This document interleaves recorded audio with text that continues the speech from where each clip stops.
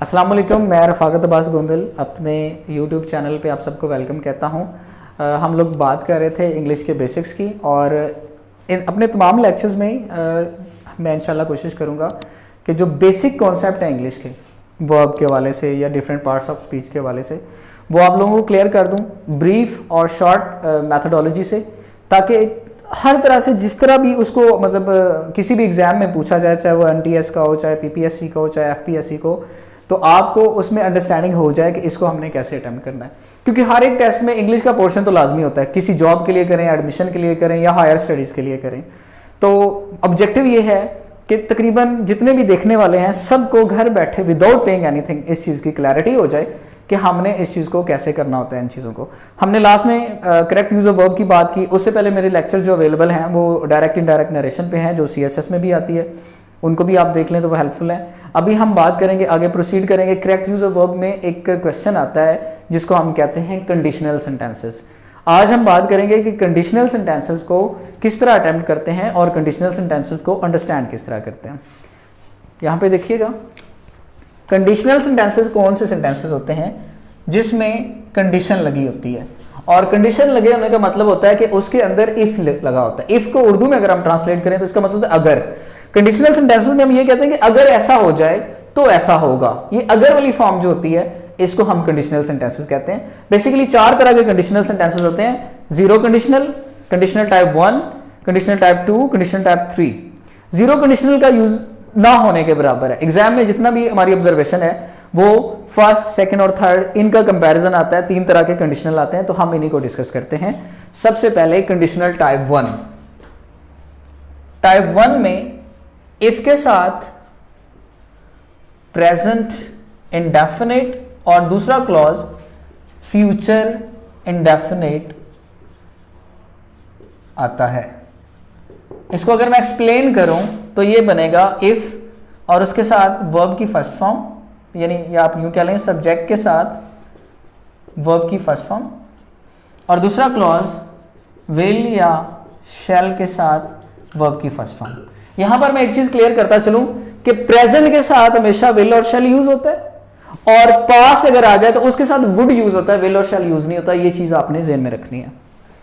अब ये बोर्ड में या एग्जाम में किस तरह ये क्वेश्चन पूछा जाता है, पेपर्स में कैसे आता है, ये देखिएगा। If you come to me I dash you. Options है हमारे पास: shall help, would help या would have help। 3 ऑप्शन हमारे पास। तो हमने चेक करना है कि इनमें से करेक्ट ऑप्शन कौन सा है। इसके लिए आप जरा सेंटेंस को गौर से देखिए। आपने इफ देखा तो आपको ये पता चल गया कंडीशनल सेंटेंस है, फाइन। अब आप इसके 2 क्लॉजेस होते हैं। पहला क्लॉज इसका यहां से लेकर यहां तक और दूसरा क्लॉज यहां से यहां तक। एग्जाम में दोनों क्लॉज ब्लैंक नहीं होते, एक क्लॉज ब्लैंक होता है और उसकी मदद से हम दूसरे क्लॉज को आइडेंटिफाई कर सकते हैं। अब फर्स्ट में लिखा हुआ है इफ के साथ if you come to me, verb की फर्स्ट फॉर्म। अब हमें पता होना चाहिए कि वर्ब की फर्स्ट फॉर्म कौन से कंडीशनल में यूज होती है, फर्स्ट कंडीशनल में यूज होती है। इसका मतलब है कि इधर अगर फर्स्ट फॉर्म हो तो इधर फ्यूचर इंडेफिनिट आता है। कौन सा? विल और शैल के बाद फर्स्ट फॉर्म। ये आपका आंसर है, ये आपको याद रखना पड़ेगा। अब 3 ऑप्शन है, शैल हेल्प, वुड हेल्प या वुड हैव हेल्प। तो बड़ा क्लियर है, हार्ड एंड फास्ट है कि इसका ये करेक्ट आंसर है। ब्लैंक इस साइड पे भी दी जा सकती है और इस साइड पे भी दी जा सकती है। अगर इस साइड पे हो तो आप इसकी मदद से ये पार्ट फाइंड आउट कर सकते हैं, इस साइड पे जैसे है तो इसकी मदद से हमने ये फाइंड आउट कर लिया। एक तो क्वेश्चन आपका इस एंगल से आता है, अब दूसरा क्वेश्चन जो है वो किस एंगल से आता है, उसमें सेंटेंस कंप्लीट दिया जाता है। If you work hard you will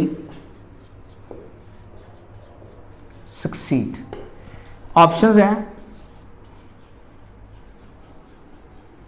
conditional 1,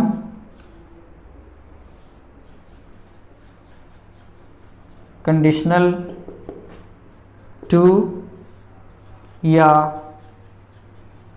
conditional 3। भाई ये कौन सा कंडीशनल है? 3 ऑप्शंस आ गए हमारे पास। अब हमने ये तो देख लिया ये कंडीशनल है, अब हमें चेक करना है ये कौन सा कंडीशनल है। उसके लिए फार्मूला देखना पड़ेगा, you work hard present indefinite, you will succeed future indefinite. तो ये कंडीशनल टाइप 1 है। अब मैं आपको एक और बड़ा सिंपल सा क्लू देता हूं तीनों को आइडेंटिफाई करने का। कंडीशनल टाइप 1 में फर्स्ट फॉर्म यूज होती है, फर्स्ट फॉर्म। कंडीशनल टाइप 2 में सेकंड फॉर्म और कंडीशनल टाइप 3 में थर्ड फॉर्म यूज होती है। बड़ी आसानी से आप आइडेंटिफाई कर सकते हैं। यहां पर कंपैरेटिवली हम कंडीशनल टाइप 2 की बात करेंगे। इन्हीं सेंटेंसेस को, सेम सेंटेंसेस को मैं कंडीशनल टाइप 2 में कन्वर्ट करूंगा। 2 में बेसिकली क्या होता है, इफ के साथ पास्ट इंडेफिनिट और सेकंड क्लॉज हमारा फ्यूचर इंडेफिनिट आता है। अब आप कह रहे होंगे कि सर ने यहां पे भी फ्यूचर इंडेफिनिट लिखा है, तो यहां पे भी फ्यूचर इंडेफिनिट लिखा है, 1 में भी और 2 में भी। इसका फर्क मैं आपको भी बता देता हूं। पास्ट इंडेफिनिट का मतलब है वर्ब की सेकंड फॉर्म, सब्जेक्ट के साथ इफ और सब्जेक्ट के साथ वर्ब की सेकंड फॉर्म। फ्यूचर इंडेफिनिट का मतलब है वुड के साथ वर्ब की फर्स्ट फॉर्म। अब यहां पर जो इंपॉर्टेंट पॉइंट है वो ये है कि ये सेकंड फॉर्म है यानी पास्ट है, तो इसके साथ वुड आएगा, विल और शैल नहीं आएगा। ये फ्यूचर इंडेफिनिट पास्ट के साथ यूज हो रहा है तो ये वुड के साथ आएगा। यहां पर जो फ्यूचर इंडेफिनिट था वो प्रेजेंट के साथ यूज हो रहा है, first form present, second form past, तो वो विल और शैल के साथ यूज हुआ था। सेम सेंटेंस को हम लेते हैं एग्जाम्पल के तौर पे। If you came to me I dash you, options हमारे पास हैं वही विल हेल्प, वुड हेल्प और वुड हैव हेल्प्ड। वही तीनों ऑप्शंस हमारे पास आ गए। इसी तरह चेक करते हैं, कंडीशनल है, you came to me second form है, सेकंड फॉर्म का मतलब है कि पास्ट है, और यहां पर क्या है ये हमें पता नहीं, ये हमने फाइंड आउट करना है। अब यहां पे देखिए सेकंड फॉर्म के साथ क्या आता है, वुड की वुड वाली आती है, वुड के साथ फर्स्ट फॉर्म आती है। 3 ऑप्शंस है, विल हेल्प, वुड हेल्प और वुड हैव हेल्प। तो आप क्लियर हो गए, आप समझ गए होंगे कि इसका करेक्ट आंसर है वुड हेल्प, क्योंकि यहां पर पास्ट आ रहा है। दूसरा एंगल के पूरा सेंटेंस लिखकर, जैसे मैं यही सेंटेंस में लिखूंगा, if you worked hard you would succeed. If you worked hard you would succeed. कौन सा सेंटेंस है? वही ऑप्शन है कंडीशनल 1 या कंडीशनल 2 या कंडीशनल 3। चलें जी, अब हमने इसको आइडेंटिफाई करना है कि ये कौन सा कंडीशनल है। उसके लिए ये देखिए, if you worked hard second form, would succeed would के साथ फर्स्ट फॉर्म, तो कंडीशनल टाइप 2। अभी मैंने आपको बताया था कि फर्स्ट फॉर्म के साथ फर्स्ट कंडीशनल, सेकंड फॉर्म के साथ सेकंड कंडीशनल। तो हमने इसके इफ वाले क्लॉज को देखना है, इसमें अगर सेकंड फॉर्म है तो वो सेकंड कंडीशनल है। तो ये कंडीशनल टाइप 1 और कंडीशनल टाइप 2 का कंपैरिजन आपने चेक कर लिया। अब हम बात करेंगे कंडीशनल टाइप 3 की।